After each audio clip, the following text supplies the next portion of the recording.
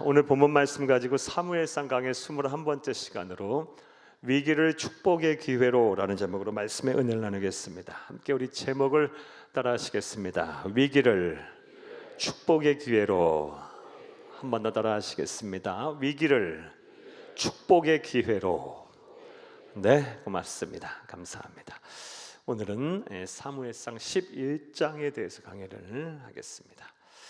지난 시간에 하나님께서는 사무엘 선지자를 통해서 이 사울을 공식적이며 또 합법적으로 이스라엘의 초대 왕으로 세우셨습니다.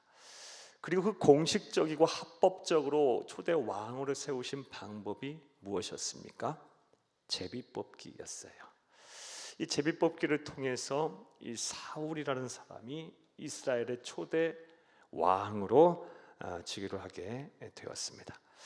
하지만 이스라엘 사람들 모두가 다 이 사울을 인정했던 것은 아니었습니다.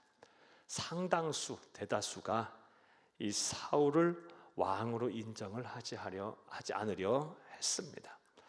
왜냐하면 먼저 이 사울이 속한 지파가 이스라엘의 12지파 가운데 가장 당시 시점에서 볼 때 연약했던 베냐민 지파였기 때문에 그래요.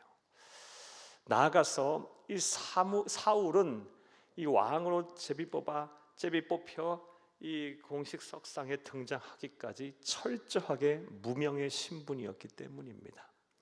그래서 사람들은 이 사울을 왕으로 인정하지 않으려 했고 그를 모욕하기까지 했습니다.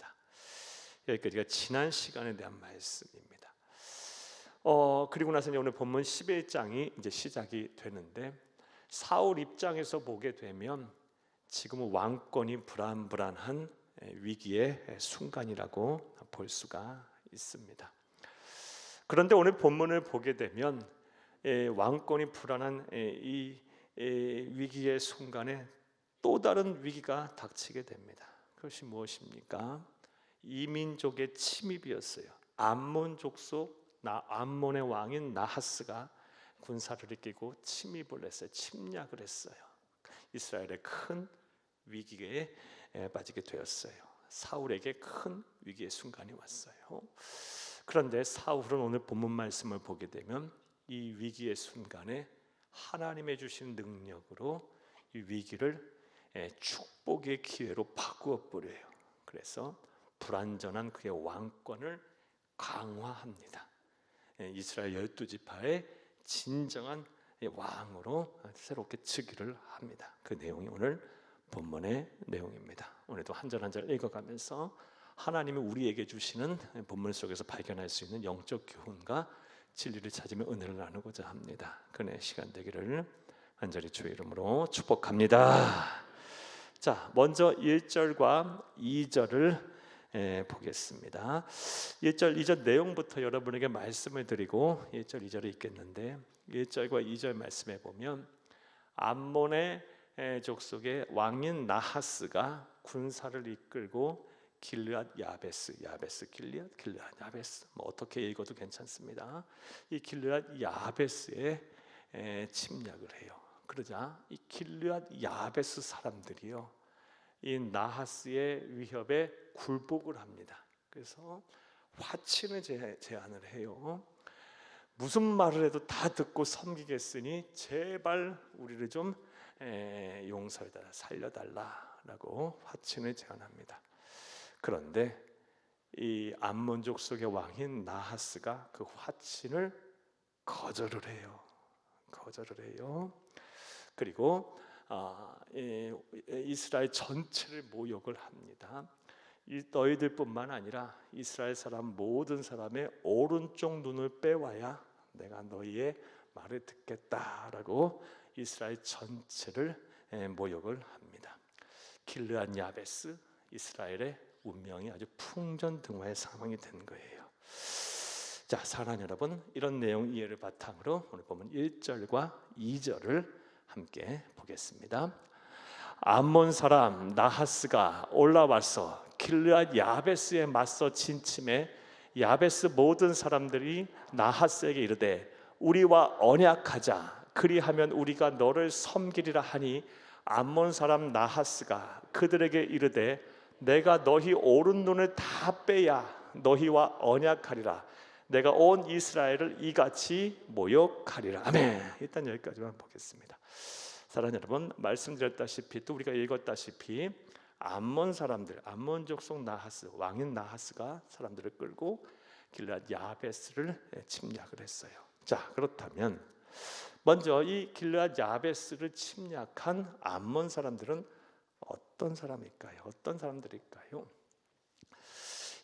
성경을 보게 되면 암몬 사람들은 누구냐? 아브라함의 조카 롯과 그리고 이 롯의 두 딸이 소돔성이 불과 유황불로 심판을 받을 때 겨우 살아남는데 이 두 딸 중에 둘째 딸과 아버지 롯이 근친상간을 해요. 그렇게 해서 난 아들이 베남미라는 아들인데요, 그 베남미의 후손이 바로 암몬 족속입니다. 그러니까 죄송한 말이지만 태어나서는 안 될 아이였어요.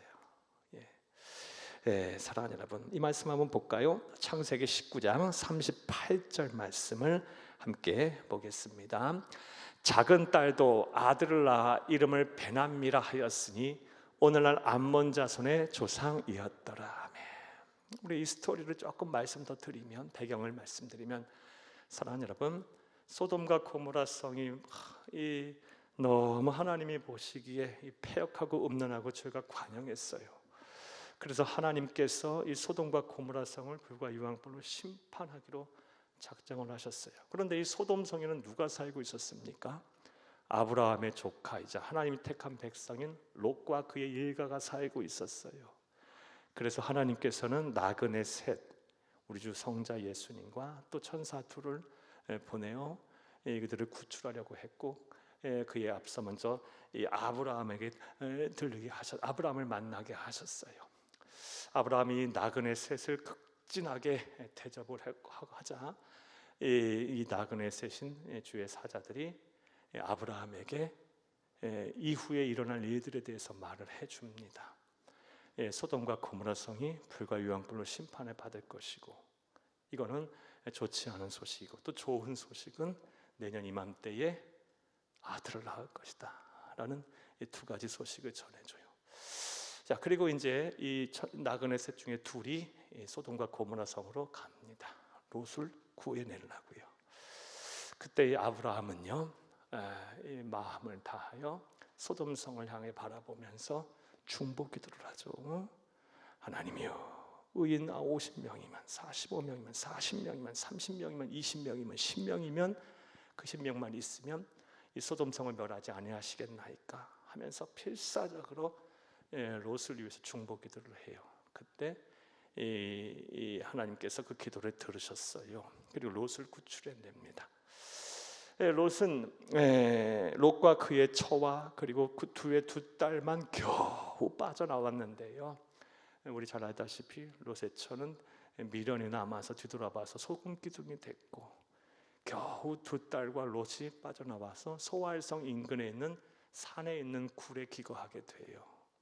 너무 비참해졌죠. 하나님께서 이 롯에게도 축복하셔서 복을 주셔서 큰 거부가 되게 하셨고, 당시 소돔성의 시장격이 될 정도로 그런 지위가 높아졌는데요, 사랑하는 여러분, 함께 이 패역하고 음란하고 죄가 많은 사람들과 함께 어울리고 죄를 짓다 보니 함께 멸망하게 된 거예요. 겨우 하나님께서 이 아브라함의 기도를 들으시고 하나님의 택한 백성을 구원하시려고 겨우 3명 살아남게 하셨는데, 이 롯과 그의 두 딸이 해서는 안 될 짓을 벌입니다. 큰 딸과 작은 딸이 생각을 해보니 이제 더 이상 후사를 못 잇겠어요. 그래서 어떤 일을 벌입니까? 아버지에게 술을 실컷 먹이고, 오늘 밤은 큰 딸이 들어가서 아버지하고 관계를 맺고 임신을 해요. 그리고 그 다음 날은 작은 딸이 그런 짓을 하고, 그래서 태어난 아들들이, 첫째 딸을 통해서 태어난 아들이 모압 족속의 조상인 모압이고요. 그 다음에 둘째 딸을 통해서 태어난 아들이 바로 암몬 족속의 조상인 베남미입니다. 이해되셨습니까? 예. 그 암몬 족속이 바로 롯과 그리고 그의 두 번째 딸이 해서는 안 될 근친상간을 통해서 태어난 베남미의 후손들입니다. 또 성경을 보게 되면 암몬 자손들, 이 길르앗 야베스를 침략해온 암몬 자손은 어떤 사람이었느냐? 밀곰과 물록이라는 우상을 숭배했던 사람들이에요. 그런데 이 사람들, 이 암몬 족속들이 성경에는 어떻게 묘사가 되어 있냐? 사랑하는 여러분, 인신 제사를 드리는 사람들이었어요.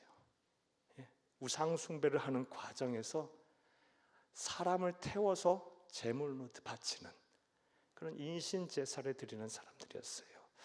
그래서 오늘 보면 2절 말씀에도 보게 되면 이스라엘의 모든 사람들의 오른쪽 눈을 빼어야 너희와 언약을 하리라 말이 인신 제사한다는 말하고도 일맥상통한 거예요. 잔혹한 사람들이죠. 우상 숭배자들이에요. 그리고 사사기 3장 12, 13절 말씀을 보게 되면요, 함께 볼까요? 사사기 3장 12, 13절을 함께 읽겠습니다. 사사기 3장 12, 13절. 이스라엘 자손이 또 여호와의 목전에 악을 행하니라. 이스라엘 자손이 여호와의 목전에 악을 행함으로 여호와께서 모압 왕 에글론을 강성하게 하사 그들을 대적하게 하심에 에글론이 암몬과 아말렉 자손을 모아 가지고 와서 이스라엘 자손 종려나무 성읍을 점령한지라. 아멘. 모압과 암몬은 조상들로 볼 때 형제가 아니죠. 말씀드렸다시피 첫째 딸을 통해서 난 아들, 둘째 딸을 통해서 난 아들, 롯과 둘째 딸을 통해서 난 아들. 그러니까 모압과 암몬은 친했던 모양이에요. 하지만 이스라엘 백성들과는 철천지 원수로 지내요. 성경을 보게 되면 이 암몬 족속들, 모압 족속들과 그리고 이스라엘 백성들과는 철천지 원수간으로 지내다가요, 결국 모압과 암몬은 역사 속에서 사라지게 됩니다. 이스라엘과 악연이 있는 사람들이었어요. 정리해 볼까요? 이 길르앗 야베스를 침략해온 암몬 사람들은 어떤 사람들이었습니까? 아브라함의 조카였던 롯이 그의 작은 딸 사이에서 낳은 아들 베남미의 후손, 근친상간을 통해서 해서는 안 될 성적 타락의 결과였어요. 결과물인 후손들이었고요. 밀곰과 물록이라는 우상을 숭배하며 인신제사를 막 드리는 그런 잔혹한 사람들이었고요. 이스라엘과 악연이 있어서 끊임없이 이스라엘과 전쟁을 벌였던 그런 사람들이 바로 암몬 족속들입니다. 사랑하는 여러분, 이런 암몬 족속들의 이런 성경 속에 나타난 그들의 모습을 보면서 우리는 다음과 같은 영적인 교훈을 얻습니다. 암몬 자손들이 참 악하죠. 그런데 그들이 처음부터 악했겠습니까? 네, 그들의 조상 때부터 그리 했던 거예요. 조상의 악이 계속해서 답습이 되고, 그리고 그것이 영적인 흐름으로 볼 때 유전이 되고, 그렇게 왔던 거예요. 사랑하는 여러분, 우리는 이런 암몬 족속들의 모습을 보면서 악한 조상에서 악한 후예들이 나온다라는 교훈을 얻게 돼요.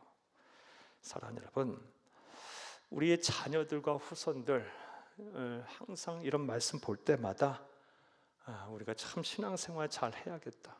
그리고 하나님 앞에서 정말 성결하고 부끄러움 없게 살아야 되겠다라는 생각을 참 많이 하게 됩니다. 자녀들과 후손들은 어찌 보면 우리 부모 세대의, 우리 조상 세대의 결과물이 아니겠어요?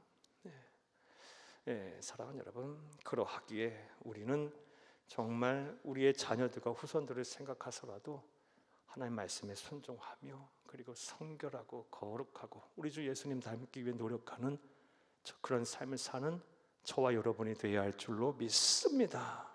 그리고 우리가 무엇을 우리 자녀들과 후손들에게 물려주겠냐는 겁니다. 사랑하는 여러분, 무엇보다 우리는 신앙의 유산, 하나님의 말씀을 우리의 신앙의 유산으로, 우리의 삶에 우리의 자녀들과 후손들의 유산으로 남겨줘야 돼요. 악한 조상에서 악한 후예들이 나온 것입니다.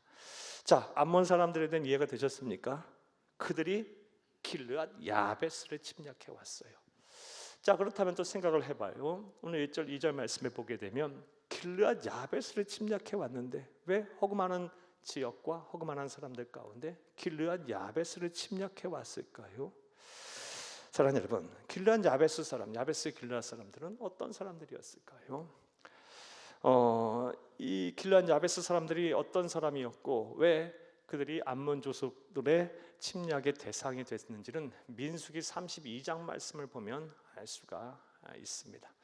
길르앗 야베스 사람들은 민수기 32장 말씀을 보게 되면 이스라엘 12지파 가운데 갓 지파의 후손들이에요. 자, 그런데 민수기 32장 말씀을 보게 되면 르우벤 지파, 갓 지파 그리고 갓 지파 사람들이 어떤 일을 벌이냐? 사랑하는 여러분, 출애굽한 이후 정복전쟁, 가나안 정복전쟁을 벌일 때요, 하나님께서는 이스라엘 사람들에게 어디까지를 약속의 땅으로 허락하셨냐면요, 요단강 서편, 그러니까 오늘날 말하면 팔레스타인 반도를 말해요.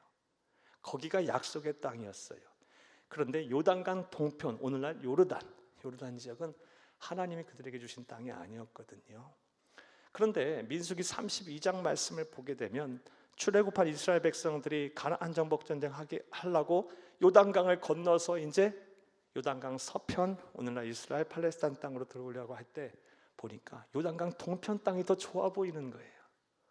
왜냐하면 그 땅이 요르단 지역이요, 이 푸른 초장이 쫙 펼쳐져 있고요, 물이 풍부해 보여요. 지금도 그렇다고 합니다. 그런데 이 루벤 지파와 갓 지파 사람들이 특별히 어떤 일을 열심히 했냐? 목축업을 열심히 했었어요.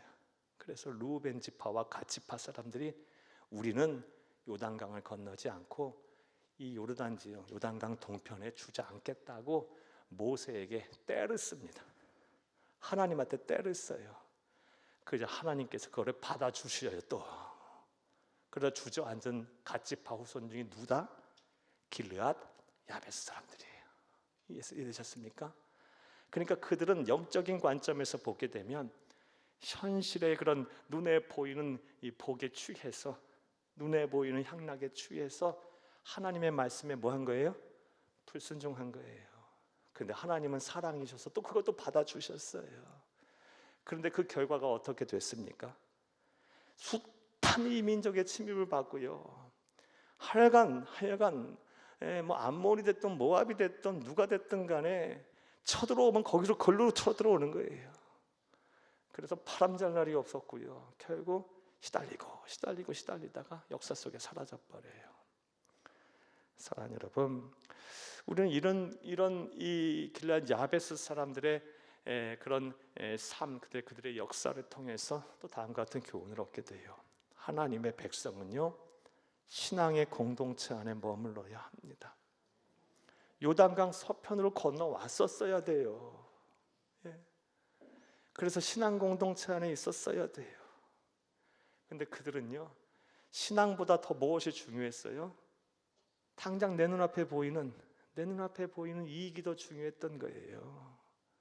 푸른 풀밭, 시냇물, 맑은 시내가 흐르는 그 강가가 더 하나님의 언약, 약속과 말씀보다, 또 내 신앙을 지키며 사는 것보다 더 매력적이게 느껴졌고, 또 그것이 더 중요하다고 생각을 했던 거예요. 또 그런 선택을 해버려요. 그 결과 그들의 역사는 참 비참하고 참혹했고, 말씀드렸다시피 너무너무 시달리다가 역사 속에 또 사라져 버렸어요. 오늘날도, 오늘 본문에서도 지금 암몬 족속이 길르앗 야베스를 침략해 와가지고 애워싸니까요, 그들이 어떤 일을 벌입니까? 섬기겠으니 우리 절대 치지 마라. 그러니까 또 나하스가요, 또 암몬 왕 나하스가 한술 더 떠서 너희들만 아니라 이스라엘 모든 사람들이 나에게 다 항복해야 하고, 항복에 그치는 것이 아니라 오른쪽 눈 다 빼야 된다, 이렇게 모욕을 하고 있어요. 사랑하는 여러분, 하나님의 백성은 신앙의 공동체 안에 꼭 머물러야 합니다. 꼭 기억하신 여러분 되기를 간절히 주의 이름으로 축복합니다. 그런 의미로 볼 때 우리 자녀들, 후손들 참 결혼 잘해야 되겠죠. 그렇죠? 어떻게 주 안에서 자라고 주 안에서 키운 자녀들인데 어떻게 세상에 살게 해요, 여러분? 그렇죠? 또 지금 우리 자녀들과 그런데 그렇다면 빨리 다시 신앙 공동체 안에 들어오게 해야 하겠죠.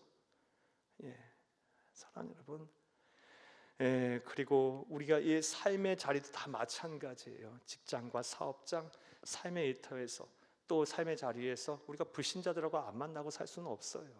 사랑하는 여러분, 어떻게 삽니까? 그렇게 살아서도 안 되고요. 하지만 우리가 지켜야 할 선이라는 게 있는 거예요.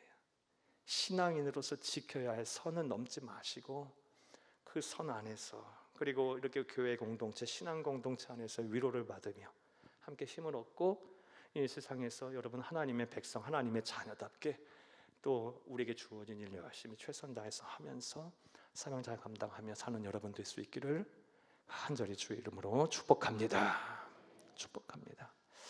또 하나 더 말씀드리면, 이 교회 생활도 참 잘해야 되는 거예요. 우리의 신앙의 이 대부분이 이루어지고 또 어찌 보면 출발점이라고도 할 수 있는 이 공동체는 교회 공동체거든요. 근데 많은 분들이 교회 와서 그냥 예배만 드리면 되지, 아니 그 예배도 그냥 영상으로 드리면 되지, 심지어 신앙만 가지고 있으면 되지, 무슨 예배냐, 그리고 무슨 교회 공동체 안에 속하냐, 이런 생각 갖고 사시는 분들이 많아요. 나 신경 쓰기도 싫고 사람 만나기도 싫고, 그리고 공동체 안에 내 이름 같은 조차도 올리는 것도 싫어 하면서 신앙 공동체와는 별개의 삶을 사시는 분들 많아요. 그런데 사랑하는 여러분, 분명한 것은 그런 생각, 그런 선택 하시기까지의 그런 생각과 배경 안에는 분명 우리가 놓쳐서는 안 되는 것은 하나님보다 그리고 하나님보다 세상을 더 우선순위에 두고 있다는 것, 이런 순위 두는 그런 불신앙이 있음을 우리는 인정해야 돼요. 하나님을 더 사랑하고 그리고 주의 말씀을 더 삶의 우선순위에 두면 하나님 말씀대로 신앙생활을 하겠죠. 교회 공동체 안에서 형제자매를 더 사랑하고 또 하나님께 예배하고 함께 모여 예배하고 함께 모여 기도하고 함께 모여 사역하고 함께 모여 봉사하고 함께 모여 구제하고 함께 모여 전도와 선교하고 하겠죠. 사랑하는 여러분, 하나님보다 하나님보다 세상을 더 우선순위에 두기 있기에 그런 생각, 그런 선택도 하고 있으라 봅니다. 하나님의 백성은 신앙의 공동체 안에 머물러 함을 믿으시기를, 기억하시기를, 그런 삶을 사시기를 간절히 주의 이름으로 축복합니다. 자, 암몬 사람 나하스가 올라와서 길르앗 야베스에 이르러서 협박을 해요. 그리고 길르앗 야베스 사람들은 항복 선언하고 제발 좀 우리 좀 살려달라 하자, 너희들만 안 된다 하며 막 나하스가 오만방자하게 행동을 합니다. 자, 그러자 이제 3절 말씀부터 이제 5절을 보겠는데요. 3절 역시부터 5절까지 역시 말씀 간단하게 내용 말씀드리면, 이 길르앗 야베스 사람들이 7일간의 말미를, 일의 말미를 좀 달라고 암몬족 속의 왕인 나하스에게 부탁을 합니다. 이런 이야기를 해요. 7일간 전 이스라엘에 전령을 보내서 우리를 도와줄 사람이 만약에 한 사람이라도 있으면은 우리가 항복하지 않고, 만약에 도와줄 사람이 하나도 없다고 한다면은 당신이 하라는 대로 하겠다고 또 말을 해요. 그러면서 전령을 이스라엘 12지파에 쫙 보냅니다. 그리고 전령 중에 하나가 어디에 도착, 누구를 만나게 돼요? 기브아에 있던 이스라엘 초대 왕인 사울을 만나게 됩니다. 그 얘기가 이제 3절에서 5절 말씀인데요. 그 길르앗 야베스에서 온 전령을 사울이 만났을 때 사울은 무엇을 하고 있었을까요? 집중해서 3절에서 5절을 함께 보겠습니다. 3절에서 5절입니다. 야베스 장로들이 그에게 이르되 우리에게 이레 동안 말미를 주어 우리가 이스라엘 온 지역에 전령들을 보내게 하라. 만일 우리를 구원할 자가 없으면 네게 나아가리라 하니라. 이에 전령들이 사울이 사는 기브아에 이르러 이 말을 백성에게 전하매 모든 백성이 소리 높여 울더니 5절 마침 사울이 밭에서 소를 몰고 오다가 이르되 백성이 무슨 일로 우느냐 하니 그들이 야베스 사람의 말을 전하니라. 아멘. 7일 동안에 나와서 싸울 사람이 없으면은 온 이스라엘은 어떻게 해야 돼요? 길르앗 야베스를 포함해서 암몬 족속 왕 나하스에게 다 무릎 꿇어야 돼요. 예. 자, 그런데 그 전령이 그 소식을 전하자 아마도 이 기브아에 있는 사람들도 다 울음바다가 됐었던 모양이에요. 그런데 그때 사울이 뭐 하고 있었어요? 밭에서 소를 몰고 와요. 여러분, 근데 이상하지 않습니까? 사울이 지금 어떤 사람이 됐어요?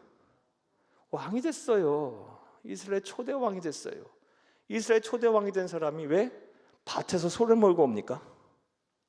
예. 사랑하는 여러분, 지금 사울이 처한 이 구절을 통해서 사울이 처한 상황을 지금 알 수 있어요. 사울은 왕대접 못 받고 있는 거예요. 왕 위에 밭에서 소를 갈고 있습니다. 몰고 있습니까? 지금 성서신학자들이 추정하기로는 지금 은둔에 있다. 이 반대자들이 너무 많고 또 이 사울의 이 왕권을 인정하지 않으려 하는 사람들 가운데 중에서는 이 사울을 죽여서 자신이 왕이 되려고 했던 그런 계획을 가졌던 사람도 아마 있었던 모양이에요. 그런 사람들, 저런 사람들의 눈을 피해서 지금 기브아 자신의 고향으로 돌아와서 밥 갈고 있었어요. 몰래요. 지금 사울은 위기 중에 위기 속에 있었던 거예요. 사랑하는 여러분, 반대 세력에 의한 불완전한 왕권 속에 있는 사울, 지금 위기 중에 있어요. 이런 사울의 모습을 통해서 우리는 또 다른 영적인 교훈 하나를 더 얻을 수가 있어요. 하나님이 쓰시는 사람이 되려면요, 반드시 자신이 처한 위기 극복해야 합니다. 이거 꼭 기억하셔야 돼요. 우리가 착각하는 것은요, 나는 하나님이 쓰시는 사람이 됐어, 이런 확신은 내 안에 들고 나는 이제부터 예수 잘 믿으니까 믿음 생활 잘하고 또 누구보다도 신앙생활 잘하니까 난 하나님 복 주실 거야, 하나님 나 쓰실 거야, 이런 확신이 있으면 그냥 그 이후부터는 다 하나님 다 책임지실 줄 알아요. 네, 틀린 말은 아니에요. 하지만 우리가 제가 여러 차례 또 하나님의 말씀을 통해서 여러 차례 말씀드렸다시피 우리가 예수를 잘 믿으면 우리에게 복부터 주어지는 것이 아니에요. 형통함부터 우리에게 찾아오는 게 아니에요. 사랑하는 여러분, 우리에게 찾아오는 것이 뭐예요? 무엇부터 찾아옵니까? 고난부터 찾아와요. 사탄 마귀가 가만히 안 놔둬요. 하나님 백성은요, 이리 흔들고 저리 흔들고 막 이리 주고 흔들고요. 때로는 막 질병으로, 막 사건 사고로, 그리고 막 자녀 문제로, 막 경제적인 어려움으로, 또 그냥 마음으로 다 두지도 못하게 만들어요. 막 신경을 못 쓰게 만들어요. 그리고 마음과 생각 막 불안하게 만들고요, 염려 근심하게 만들고요, 잠 못 자게 만들고요, 막 이리 흔들고 저리 흔들고 막 해요.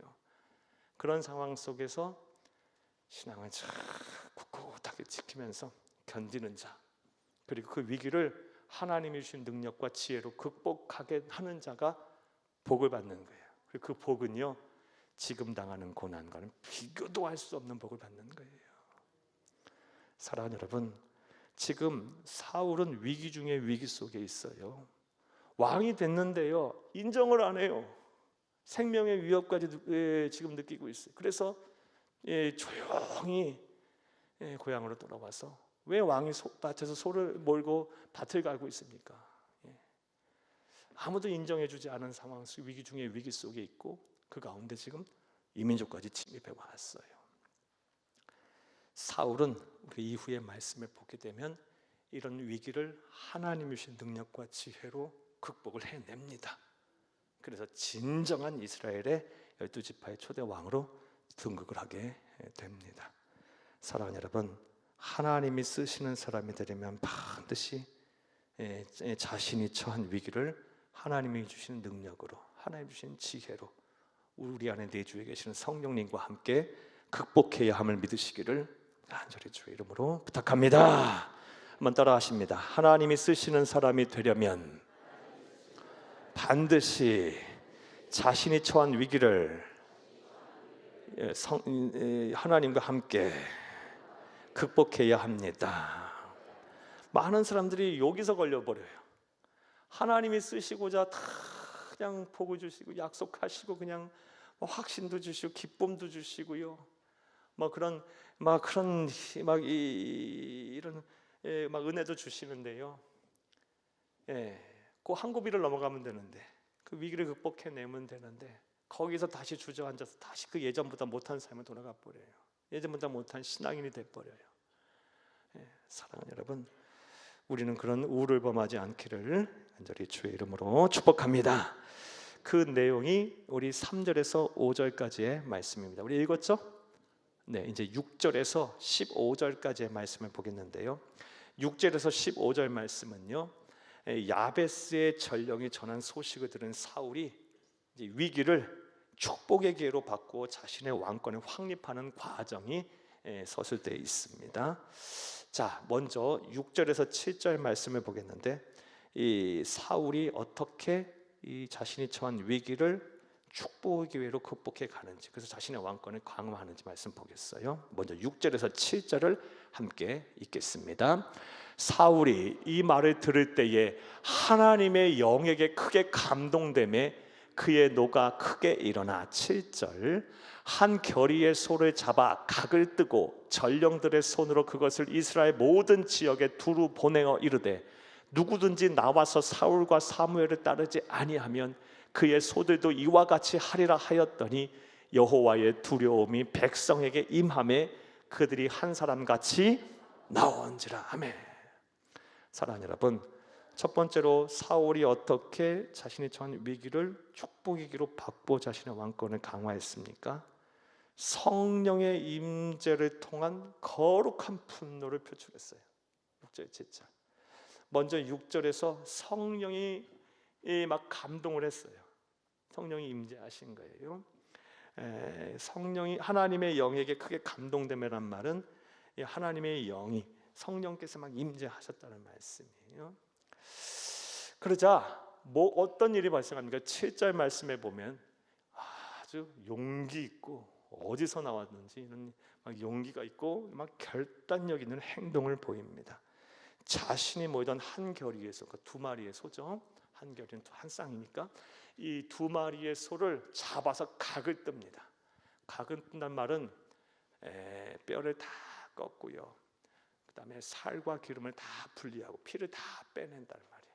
그러니까 그거를 아마 각 지파에 보냈고 여러 곳에 보냈으니 여러 조각으로 막 나눴겠죠. 토막을 냈단 말씀이 쉽게 말하면요. 토막을 내서 12지파에 다 보내고 만약 나를 따르지 않는 사람 다 이렇게 만들겠다. 쉽게 말하면 협박한 거야. 협박한 거야. 그러니까 뭐 하자는 얘기예요? 다 나를 중심으로 나에게 다 와서 함께 암몬 족속과 싸우자. 이 결의를 보인 거예요. 사랑하는 여러분, 사울에게 성령이 임하니까 이 두려워서 기브아에서 숨어서 소를 몰고 밭을 가던 사람이 이런 결기를 보여요. 이런 용기를 보입니다. 이게 성령의 능력이에요. 사랑하는 여러분, 성경과 기독교 2000년 역사, 그리고 지금, 그리고 죄송하지만 제 삶들 봐도 성령이 함께 하시면요, 제일 두드러지게 나타나는 변화가 뭐다? 용기가 생겨요. 담력이 생겨요. 내가 그 일을 어떻게 하지?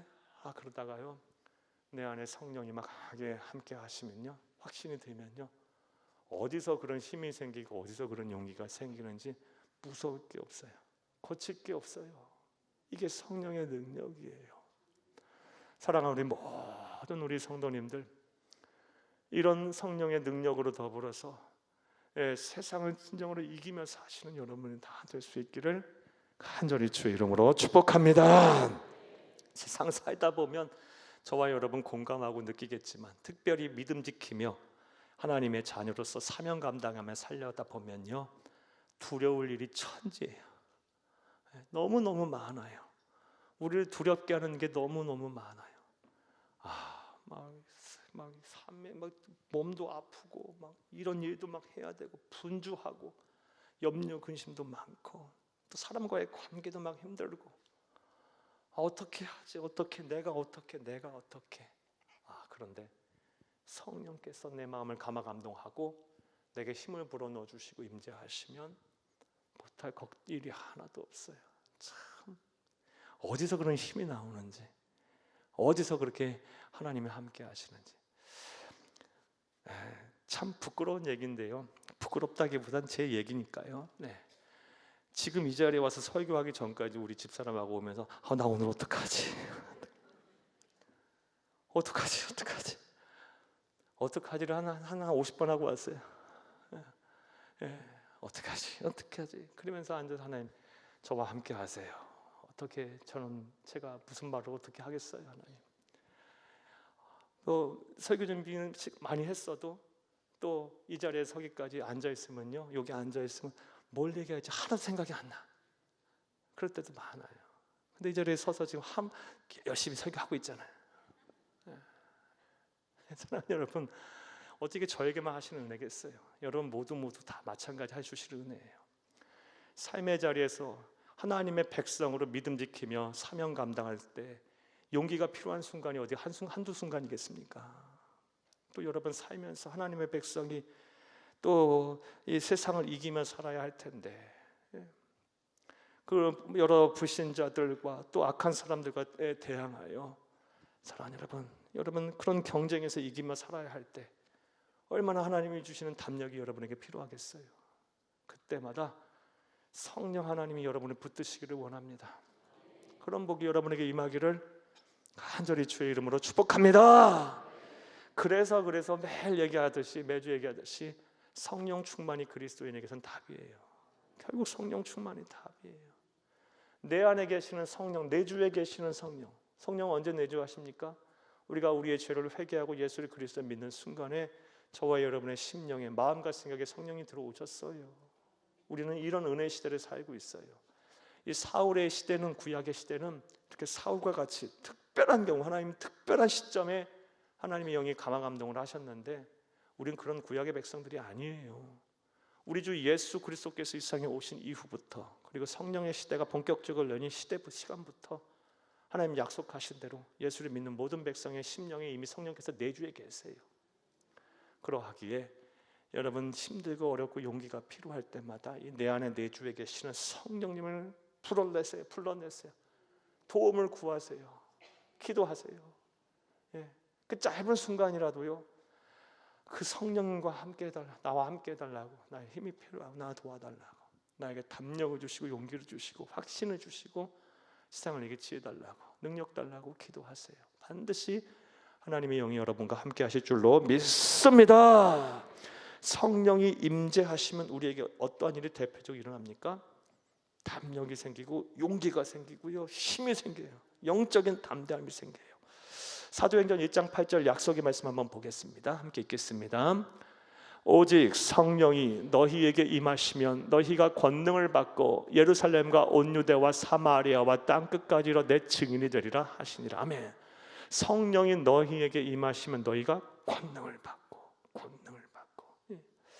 권세와 능력을 받고, 이 권능을 받고 예루살렘과 온 유대와 사마리아 땅까지로 내 증인이 되리라. 담대하게 나를 증언하리라 라고 말씀하셨어요. 영적인 담대함이 생겨요. 이를 좀 더 구체적으로 생각해 볼까요? 성령의 임재를 체험하려면 무엇을 해야 할까? 앞서 말씀드린 대로요, 사랑하는 여러분, 우리는 신약의 백성들이에요. 예수를 그리스도 믿는 그 순간부터 우리의 심령에 성령이 내주에 계세요. 좀 더 구체적으로 말씀드리면, 우리가 우리의 죄를 회개하고 예수님의 대속의 죽음을 통해 나는 죄인이지만 구원의 주권자의 심판자이신 하나님 나를 의인으로 인정하신다는 믿음을 갖는 순간에, 구원의 확신 가진 순간에 내 안에 성령께서 내주에 계십니다. 그러하기에 사랑하는 여러분, 일단 성령이 우리 안에 내주에 계시려면 뭐 해야 합니까? 죄를 회개해야지. 거기서부터가 시작이에요.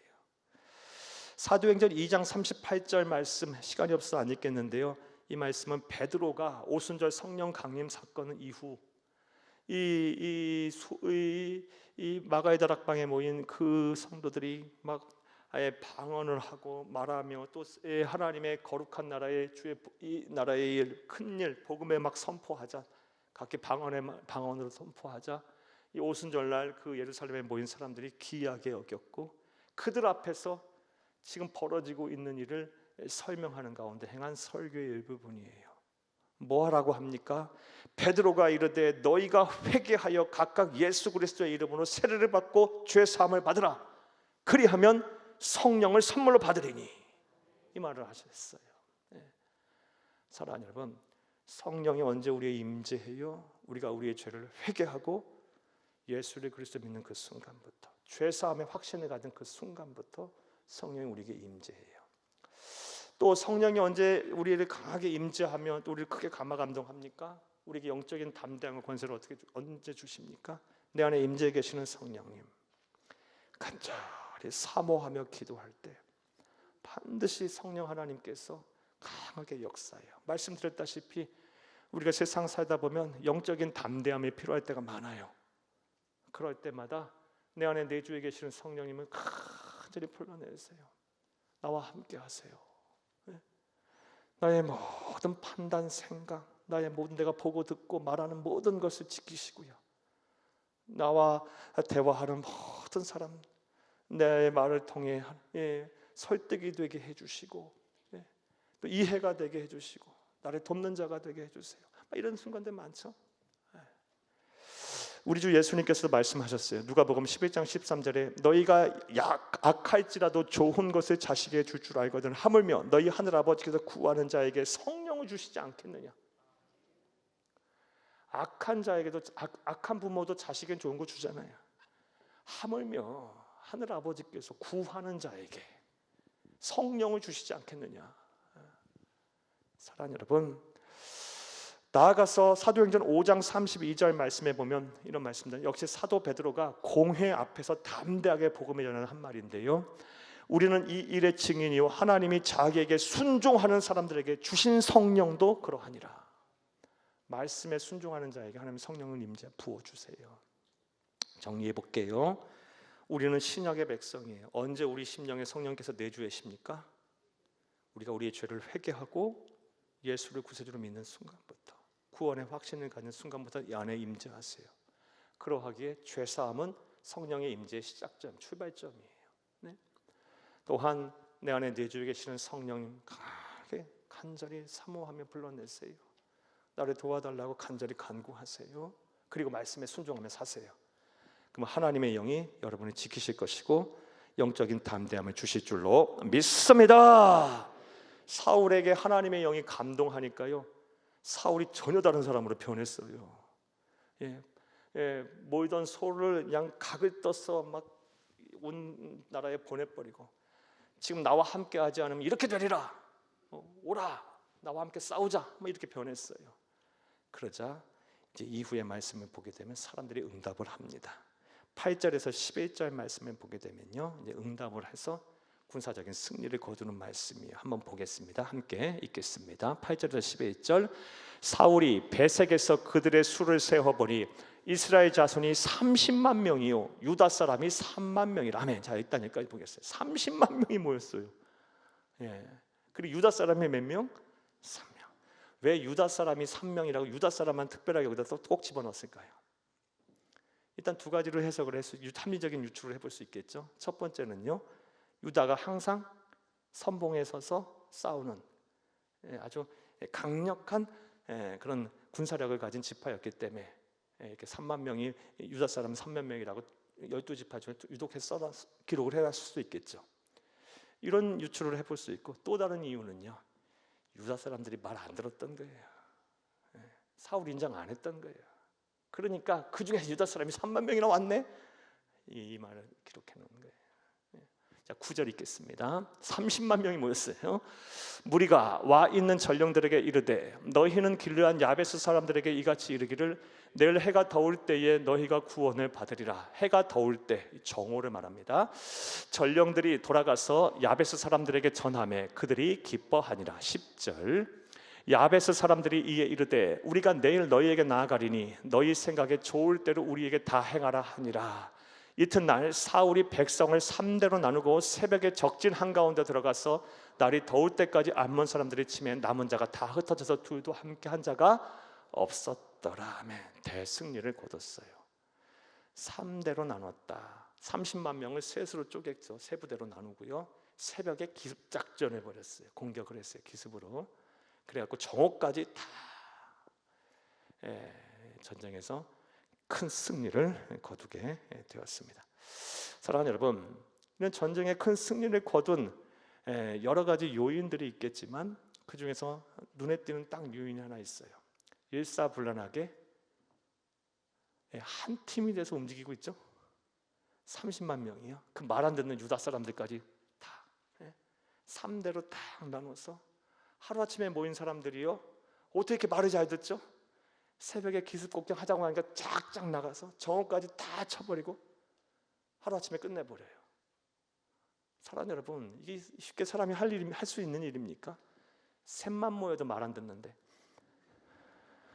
각자 생각이 다르고, 그렇죠? 그리고 지금 전쟁의 상황이에요. 그리고 얼마나 오합지졸이 다 모였겠습니까? 이것저것에서 막. 그런데 막 일사불란하게 한 마음 한 뜻이 돼서 한 팀이 돼서 확 가서 공격 확 해버리고 기습작전 해버리고, 그리고 정오까지 딱 마무리 져버려요. 사랑하는 여러분, 진정한 승리는 하나됨에서 옵니다. 하나됨에서 와요. 우리 다 마찬가지예요. 우리가 예수를 그리스도 믿어 하나님 나라 가는 그날까지 우리는 끊임없이 영적 전쟁의 현장에 서 있는데요, 영적 전쟁에 어떻게 승리하겠냐고요. 우리의 힘으로 안 되는 거예요. 하나됨에서 오는 거예요. 여러분, 가정도 하나 되셔야 하고요, 부부간에도 하나가 돼야 되고요, 부모와 자녀간에도 하나가 돼야 되고, 뭐 직장과 사업장 다 말할 것도 없겠죠. 그리고 교회는 특별히 더 그래야 하고요. 하나됨에서 승리가 오는 거예요. 자, 그렇다면 우리 공동체의 하나됨을 위해 우리는 무엇을 해야 할까요? 이에 대해서는 참 많은 말씀을 드릴 수 있겠는데, 우리 주 예수님께서 십자가 매달리기 바로 전날 밤에 우리 주 예수님께서 행하셨던 이 대제사장의 기도, 중보 기도를 통해 알 수 있어요. 요한복음 17장 21절 한 말씀 보겠습니다. 읽겠습니다. 아버지여, 아버지께서 내 안에, 내가 아버지 안에 있는 것 같이 그들도 다 하나가 되어 우리 안에 있게 하사 세상으로 아버지께서 나를 보내신 것을 믿게 하옵소서. 아멘. 요한복음 17장 전체가 다 예수님의 중보 기도예요. 예수님은 참 정말 대단하신 분이에요. 여러분, 어찌 보면 누구보다도 당신이 중보 기도가 가장 필요하신 순간에 십자가 매달리기 전날 밤이니까 가깝게는 눈에 보이는 제자들, 그리고 예수 다시 오실 때까지 이 세상에 존재할 모든 그리스도인 제자들을 위해서, 우리가 포함이 되는 거죠. 우리 위해서도 중보기도 하신 거예요. 중보기도 중에 내용이거든요. 그 중보기도 내용의 핵심이 뭐냐? 하나 되게 해달라고 기도해요. 하나 되게 해달라고. 그래서 이런 말씀하세요. 내가 하나님 안에, 하나님이 내 안에 있는 것 같이 하나 되게 하옵소서. 여기에 우리 공동체의 하나됨을 이룰 수 있는 중요한 원리가 나와요. 사랑하는 여러분, 우리가 예수 안에 있으면 돼요. 이게 무슨 말이냐? 우리가 예수 닮으면 돼요. 그럼 하나 돼요. 예수 닮아갖고요, 내가 조금 더 섬기면 하나 돼요. 내가 조금만 더 희생하면요, 그냥 하나가 돼요. 그냥 내가 조금 포기하고, 내가 더 사랑하고, 내가 조금만 더 힘들면요, 그냥 하나 돼요. 근데 그 자리에서 뭐하냐고 말하고, 그냥 이거 하라고 저거 하라고, 얼마나 했냐고 그러고, 이것 하라고 막 하고, 그냥 내 되지도 않은, 얼마 많지도 않은 그 이익을 얻으려고 그냥 막 발버둥 치면요, 하나가 될 수도 없어요. 내가 조금만 더 섬기면요, 다 평안해져요. 다 평안해져. 여러분 이해하시죠? 공감하시죠? 그렇게 되는 거예요. 예수님 그렇게 사셨잖아요. 내가 온 곳은 섬기려 함을 받으려 한 게 아니라 섬기려 하고 도리어 내 목숨을 많은 사람의 대속물로 주려 하기 위해 매라 오셨어요. 사랑하는 여러분, 그리고 친히 제자들의 발을 씻기면서 이렇게 섬기는 자가 비로소 나의 제자다 그랬어요.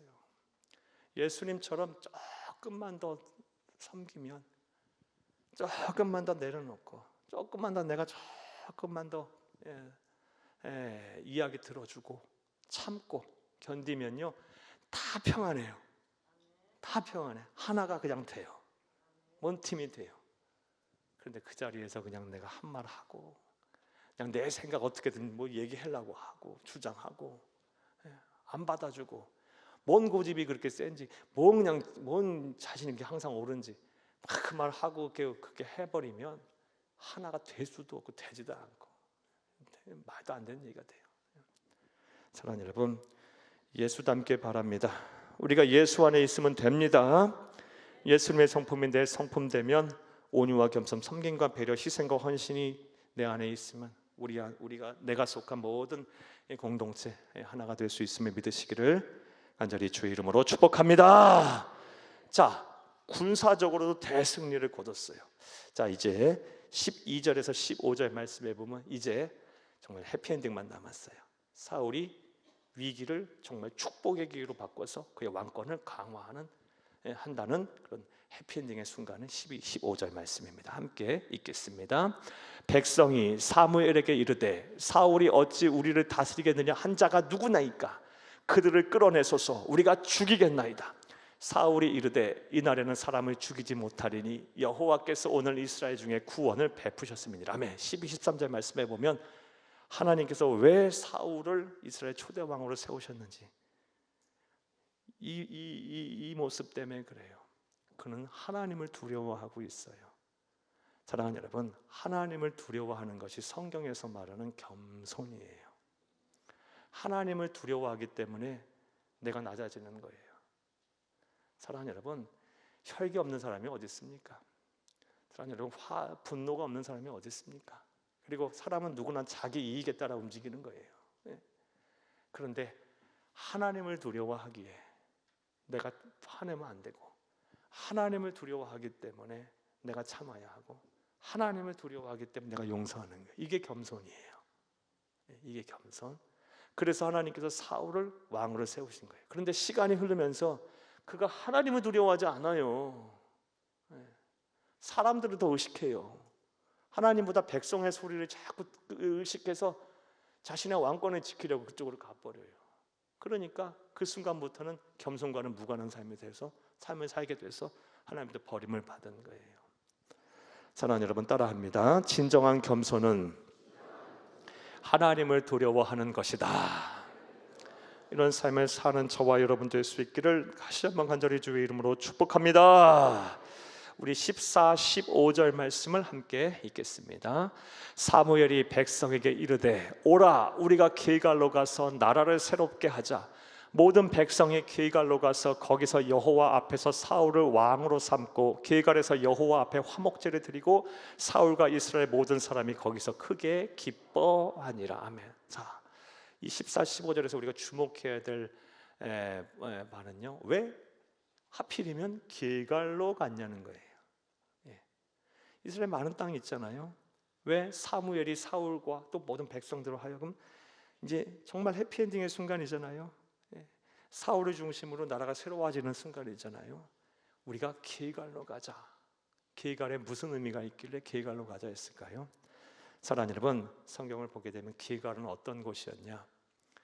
이스라엘 백성들이 요단강을 건너서 가나안 정복 전쟁을 시작하는 그 첫 순간에 길갈로 갔어요.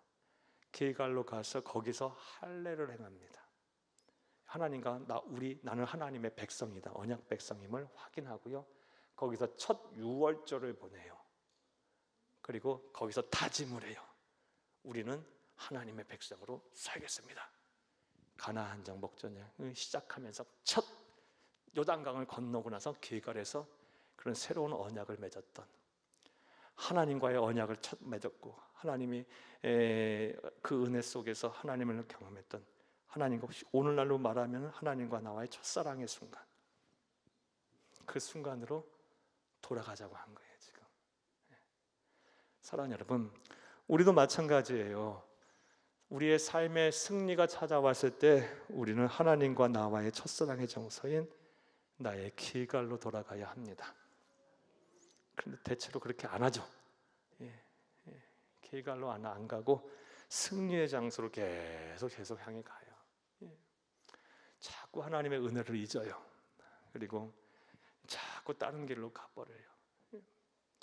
사랑하는 여러분, 여러분에게 있어서의 여러분의 길갈은 어디입니까? 그리고 어느 순간이십니까? 그때를 기억하세요. 그 순간을 꼭 잊지 마세요. 그러면 하나님의 은혜가 여러분과 늘 함께 할 거예요. 사랑하는 여러분, 꼭 기억하세요. 삶의 승리가 찾아왔을 때, 하나님이 나에게 축복하셨을 때, 복을 주셨을 때, 말도 안 되는 기적이 내게 일어났을 때, 또 그리 아니하셨을지라도 내 안에 막 기쁨과 감사가 충만할 때, 언제든 나의 길갈로 돌아가서 그곳에서 예배하기를 바라요. 감사의 예배를 드리시고 기도와 찬송과 기도를 통해 영광 하나님께 돌리세요. 그리고 다시 시작을 하세요. 새롭게 시작을 하세요. 하나님께서 이전과는 다른 더 큰 은혜와 복을 주실 줄로 믿습니다. 믿습니다. 자, 말씀 맺겠습니다. 오늘 본문 말씀은 사무엘상 11장 말씀은 이 왕권이 불안했던 이 사울, 위기의 순간 더 큰 위기가 찾아왔어요. 암몬 족속의 침략이라는 더 큰 위기가 찾아왔는데, 이러할 때 하나님 주신 능력과 지혜로 성령의 감화 감동으로 이 사울이 위기를 축복의 기회로 바꿔서 자신의 왕권을 강화한 말씀을 보았어요. 저와 여러분의 삶 속에 숱한 위기가 찾아올 텐데 그 순간들을 하나님의 능력으로 축복의 기회로 바꾸셔서 사랑하는 여러분, 하나님의 백성으로 자녀로서 이 세상 사는 동안 하나님 주시는 놀라운 은혜와 복을 받는 여러분 되기를 간절히 주의 이름으로 축복합니다. 축복합니다. 축복합니다.